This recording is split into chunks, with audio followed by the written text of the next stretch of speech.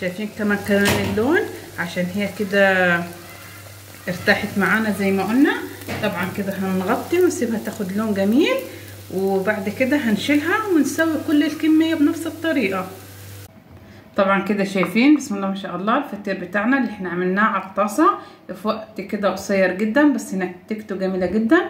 شفتوا كده في التسوية كل كده ما بتريحيه بينفخ معاك ازاي. شايفين كده الطراوة بتاعته، شايفين كده طراوة الفطير بتاعنا، شايفين كده بسم الله ما شاء الله ازاي.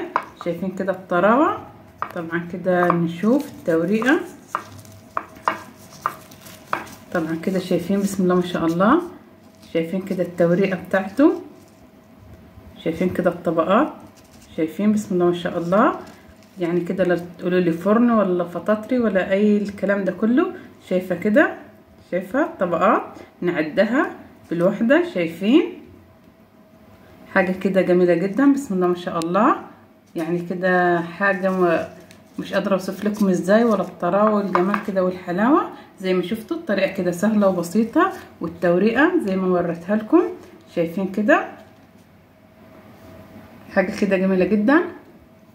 يلا كده جربوه بالطريقه دي هتعجبكم ان شاء الله، وسهله كده. زي ما قلت طلعيه كده من الطاسه، تديه كده دهنه سمنه على الوش وتغطيه، هيبقى معاكي بالطراوه دي. شايفه كده الطراوه، شايفه كده التوريقه، شايفه كده بسم الله ما شاء الله. شايفه كده التوريقه بتاعته، شايفه كده الطبقات. جربوه بالطريقه دي سهله كده.